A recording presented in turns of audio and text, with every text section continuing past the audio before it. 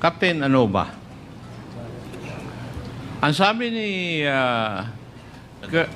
Madam Garma na pag-uutusan ka lang na ayusin yung kanyang LTAP, License to Own and Possess Firearms.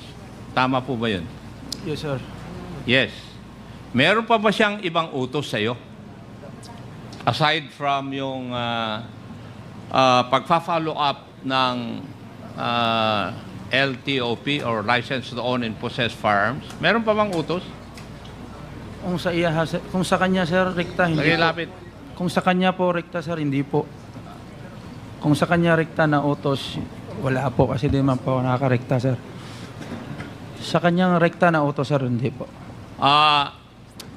Merong mga informasyon kami natanggap na ikaw ay nagpapapalit ng peso to dollars dito po sa Maynila.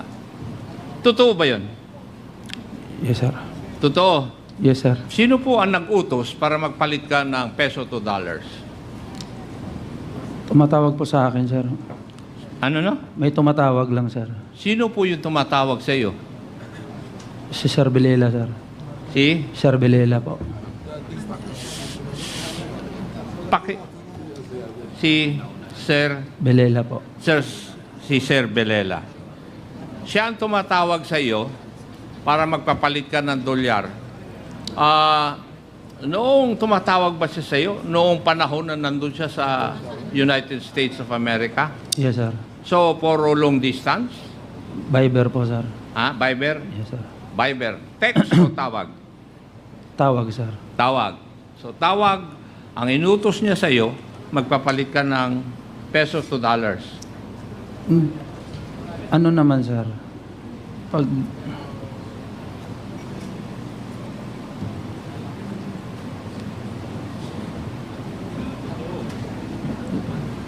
Yes, sir. Yes. So, tumatawag siya para mag-convert. Saan mo naman kukunin yung peso na i-convert mo sa dollars? Sa PCSO building, sir. Sa PCSO building. Hindi naman pwedeng magbigay ng pera yung PCSO building eh. Kasi, siyempre, tao ang magbibigay ng pera. Di po ba, Captain? Yes, sir.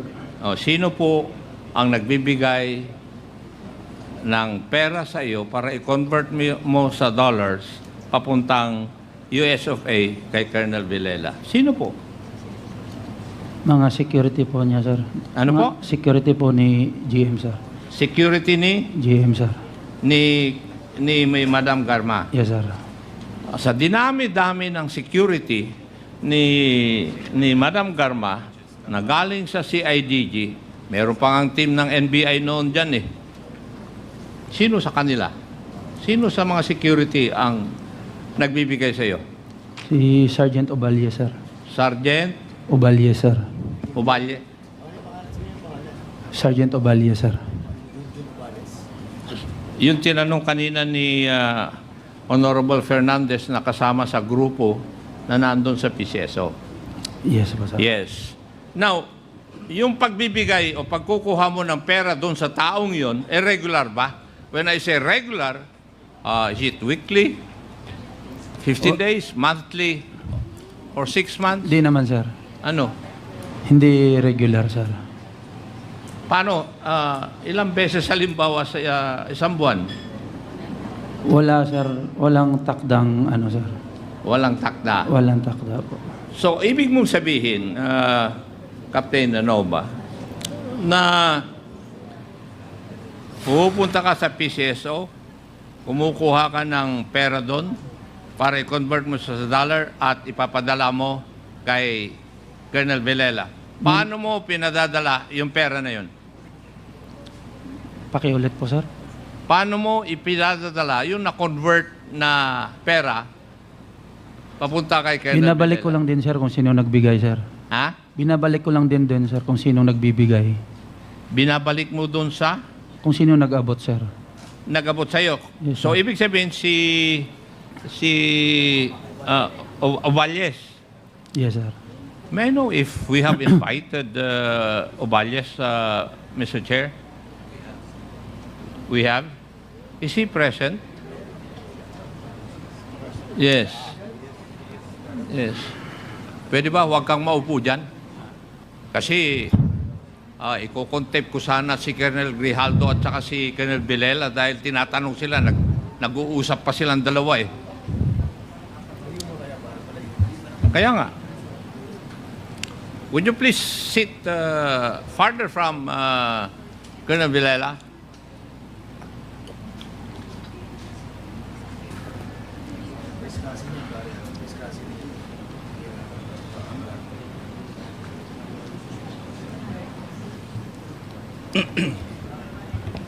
Sergeant Oballes, you are the first cousin of Madam Garma, tama?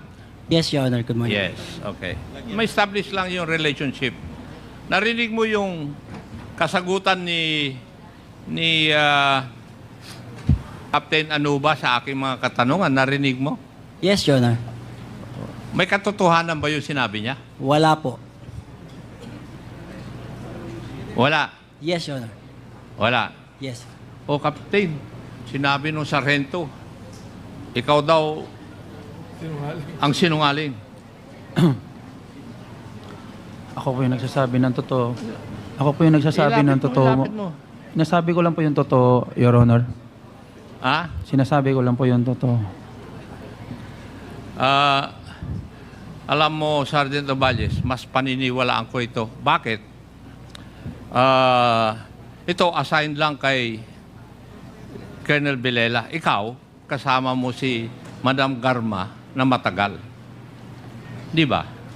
Sinungaling ka rin eh. Pero mamaya-maya, abutin ka rin siguro.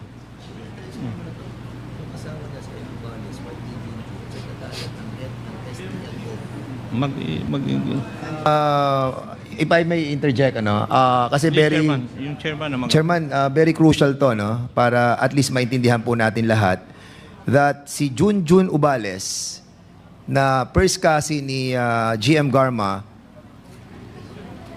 wipe niya ang secretariat ng head ng STL Core Group na si Emmy Ubales. And a while ago, this was manifested by GM Garma that Emmy Ubales is one of her in-law that was hired in PCSO. Asawa mo ba si Emmy Ubales?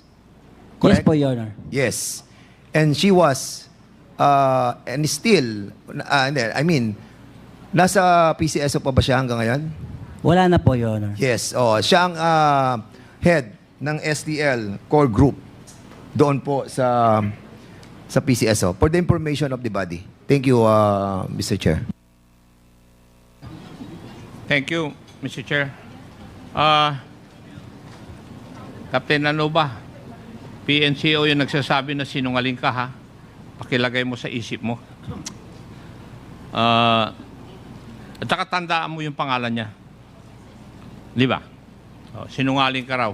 But, Captain Anuba, kung ikaw ay nagpapalit ng dolyar, ng pesos sa dollar, ano naman po yung pinakamalaking pinapalit sa iyo na pesos to be converted to dollars? Pinakamalaki po, 30M po. Ilan? 30M po. Lakas. 30 po, 30M. Kumain ka na ba? Kumain ka na? Hindi ba? Hindi ako makakain, Your Honor. Pakilapit lang yung Kasi ang microphone. hina mo magsalita eh. 30M po, Your Honor. Ilan? 30 po. 30 M. Ilang dolyar yun? Hindi po ako matandaan, Your Honor. Ha? Hindi ko po ako Kung sa 50, 1.5 million dollars. Basta ako pagka-autos, wala na po ako. Ha? Pag na ano na po, wala na po ako hindi ko na matandaan, Your Honor. Di ako tigko-convert ng ano. So, sino ang nagpapalit sa'yo ng 30 million pesos? Doon po, nanggagaling kay Oballes, Your Honor. Kay Oballes. Yes po. Oo. Sa tingin mo, kanino naman kinuha ng isang sarhento yung amount na 30 million? Wala pa akong idea, Your Honor. Ha? Wala pa akong idea, Your Pero Honor. sino nag-abot sa iyo? Si Uballes po, Your Honor. Sergeant Obales. Do you deny that also, Sergeant Obales? Yes, Your Honor. Yes. May I move, Mr. Chair, for consistent in lying to cite in contempt Sergeant Obales? Second, there is a motion to cite in contempt Sergeant Oballes for consistently lying before this committee in violation of Section 11 of our Rules of Procedure governing inquiries in aid of legislation. Duly seconded. Hearing no objection, the motion is approved. Sergeant Oballes is hereby cited in contempt.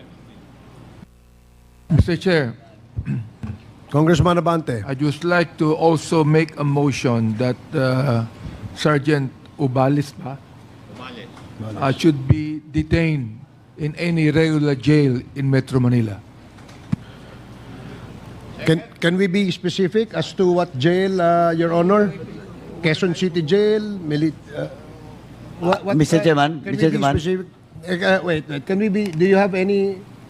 I don't have any, perhaps in Quezon City Jail so that it will be near Batasan. Okay. Now, yes, Congressman Paduano. Before we rule on the detention, no? Period of detention at saka yung detention facility. Sergeant Oballes, saan ka ba naka-assign ngayon? Southern Police District, Your Honor. Southern Police District. Yes, Your Honor. Sino yung immediate officer mo? Anong unit ka? Your Honor, katatapos ko lang po kasi mag-schooling. And then after Previously. ko po mag-schooling, Sa ngayon, wala ka pang assignment? wala pa po. Nasa holding unit pa po ako. Oo, nasa holding ka. Yes, sir. Pero SPD. Yes, opo.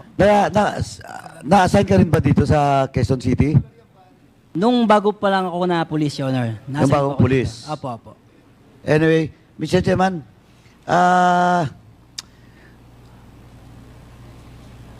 my second motion will be to detain Sergeant Oballes for the period until the investigation is being terminated, Mr. Chairman. And with regards to the specific detention facility, it's up to the chairman to decide whether for Sergeant Oballes, Mr. Chairman. Okay. The earlier, the parliamentary status that Sergeant Oballes has already been cited in contempt. And there is a second motion where Sergeant Oballes will be detained until the termination of this committee hearing until next year. Is that correct, Your Honor? Yes. Mr. Chair, the second motion of Congressman Karab is a second motion to my motion that he must be detained at the Quezon City Jail. And the motion to detain Sergeant Oballes at the Quezon City Jail. Quezon City Jail until the termination of this committee hearing. Any second? Duly seconded. Any objection? Hearing none, the motion is approved. Sergeant Oballes will be detained at the Quezon City Jail. Quezon City Jail. Okay. Please proceed, Congressman Acop. Thank you. Thank you, Mr. Chair. Captain Anova, sinabi mo kanina na nagpapalit ka rin ng small amount of pesos, $2, na ipadadala doon sa United States kay Colonel Villela. Tama po ba? Yes po, Your Honor. Yes. Kinukuha mo rin yung pera kay Sergeant Oballes. Hindi po. Saan nanggagaling yung pera na yun? Meron lang po akong kinatagpong tao. Ha? May kinatagpo lang po akong tao, Your Honor. May kinakatagpo kang tao? Opo, Your Honor. Sino naman po yung tao na yun? As to sa identity, Your Honor, di ko po kilala. Description lang po kami ng sasakyan. No. Lakas-lakas. Description Kasi- lang po kami ng sasakyan, Your Honor. Ano? Description lang po ng sasakyan na bibigay, Your Honor. Description. Sino nagbigay sa iyo ng description ng sasakyan? Si Sir Villela po. Si Sir Villela. Colonel Villela. At siya rin ang nagsasabi siguro kung saan kayo magkikita. Tama ba? Yes po. Yes. And may I know kung magkano naman po yung pinapapalit? 500 po. Pesos? Opo. 500 pesos lang? Opo. Eh, 500 pesos. 500 pesos. Ay, no, 500,000 po. 500,000 pesos. Pag ipinalit mo, binabalik mo rin doon sa taong yon? Hindi po. Isang beses lang kami nagkikita. No? Hindi nga. Ibig sabihin, pag naipalit mo sa dolyar, saan mo dinadala yung dolyar na? Pinapadala ko po. Pinapadala mo. Saan mo pinapadala? Hindi po pala. Sorry po. Hindi ko pinapadala. Inahatid ko po Inihatid mo saan? sa DI po. Budget po ng DI. Sa budget o ng DI? Yung ano po, yung sa PNP po na ano. Kaya nga, ang diplomatic pouch ay nasa DI talaga. Di ba? So, sa DI mo dinadala. Sino sa DI yung pinagdadalan mo?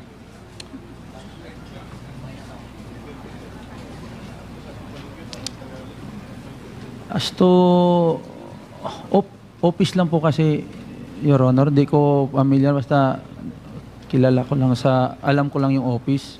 Hindi. Sino ang tumatanggap ng pera na dinadala mo sa DI? Na papunta doon sa kay Colonel Villela. Di ko na ma-recall, Your Honor, yung pangalan, pero kilala ko po siya sa mukha. Kilala mo siya sa mukha. Opo, Your Honor. Sige. Siguro when the time comes, lahat ng sa PNP, hanapin mo yung litrato. Ano? Para malaman mo.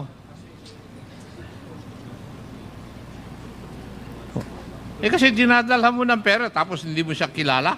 Hindi mo man lang Budget section po actually. Budget section ng DI. Budget section. Opo, opo. Anong taon yon?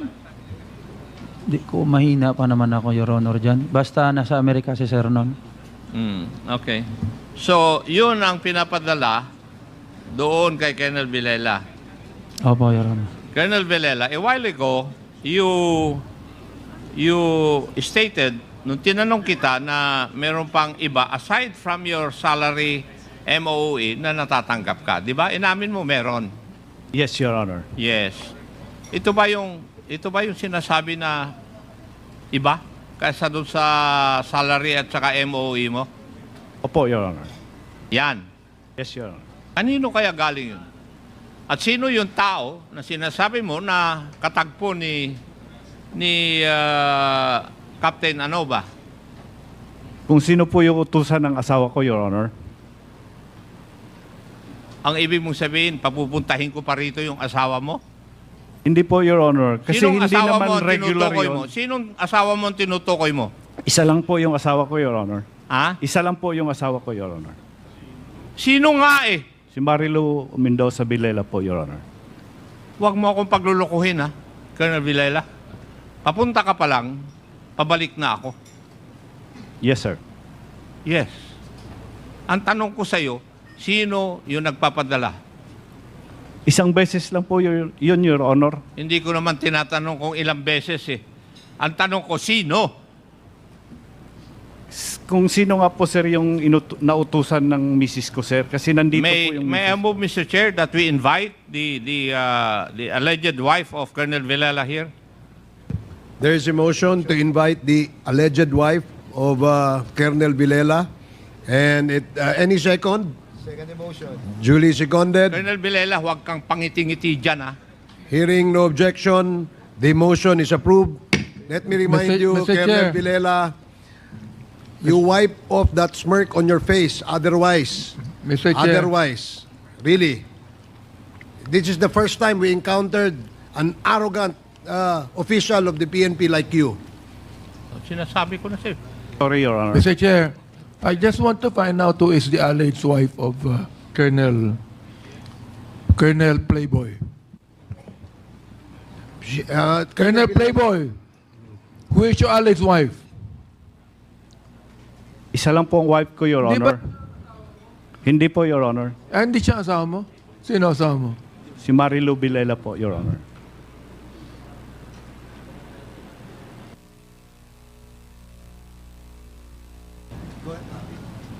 May I proceed, Mr. Chair? As I've said, mag-ingat ka, Colonel. Di ba? Kami, seryoso kami rito. Pangiti-ngiti ka riyan eh.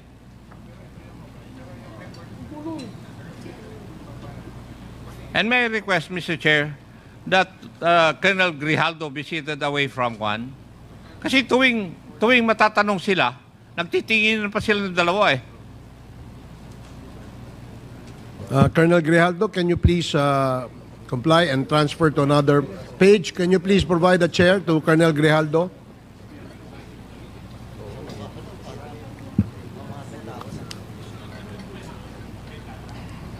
You wipe off that smirk on your face. I'm telling you, you cannot fool this committee.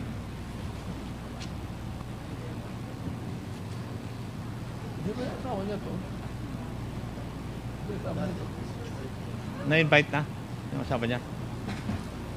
Yeah, there was a motion earlier that we will invite the wife of Colonel Villela, and it was approved, unanimously approved, Your Honor. I think, Mr. Chair, nalaman na natin kung saan nanggaling yung $200,000 na sinasabi ni Honorable Fernandez. The only question is kung saan po galing yung pinapadala sa kanya doon sa US of A. Now, Colonel Villela, what is the occupation of your wife? Housewife po, Your Honor. Housewife. And ang sabi mo, nagpapadala siya ng pera sa inyo. Once lang po, Your Honor. Uulitin ko. Alam ko nag-graduate ka ng law, pero may kalalagyan ka. Malapit nang maubos ang pasensya ko, Colonel Villela. Sagutin mo yung tanong ko ng tama. Hindi ko naman tinatanong kung ilang beses eh. Di ba? Ang tanong ko, paano nakakapagdala yung asawa mo ng pera in dollars papunta sa iyo kung housewife siya? Ang tanong ko, saan nanggaling yung pera? Sa sahod ko po dito, Your Honor. Simpleng sagot pala eh. Paikot-ikot ka pa eh. Di ba? Kung sinagot mo ako ng tama ng ganyan, hindi na susunod ng ganito.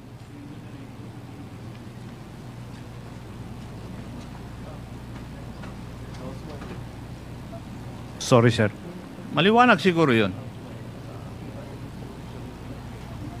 Kasi, nanggaling na ako dyan eh. Nandito na ngayon ako nakaupo. Ako ang nagtatanong. Dati, akong tinatanong ng ganyan. Di ba? But anyway, Mr. Chair, napatunayan po natin na si Madam Garma nagpapalit ng pera, pesos into dollars, worth 30 million. Yun lang ba ang nangyari? Meron pa bang ibang transaction na pinapalit sa'yo? Meron pa? Yes po, Your Honor. Ano pong ilang beses pa? 2 beses lang po yung Magkano yung pangalawang beses? nauna po yung una na 20, Your Honor. 20 M, Your Honor. Ang nauna, 20 po. M. Pero ibang hindi yan magkasabay, Your Honor. Anong ibig mo sabihin hindi magkasabay? Hindi isang bagsakan yung 20 million na pinapalit mo? Hindi po. 2 beses lang po ako nagpapalit ng malaki. 2 beses kang nagpapalit na malaki. Opo, Your Honor. Mas maraming beses yung maliit? Mga maliit lang, Your Honor. Yung maliit. Okay. Yung 2 beses na malaki, magkano po yung amounts? 20 M po, Your Honor. 20 at saka? 30 po. At saka 30. Opo. So, pero yung iba, nautusan ka rin na magpapalit sa Ginagmay lang, Your Honor. maliliit na Your amount. Honor. Okay. Saan mo dinala yung pinalit na 20 at saka 30? Kanino mo binalik? Dito, doon pa rin, Your Honor. Saan doon? Doon kung saan ko kinuha, doon ko lang din po binibigay, Your Saan Honor. mo nga kinuha? Sa PCSO po, Your Sa Honor. PCSO. Okay. So, Okay na ako. yung pa rin tao na yon, Yes, Your Honor. si Sergeant Obales. Yes po. Okay. Thank you, Mr. Chair. I think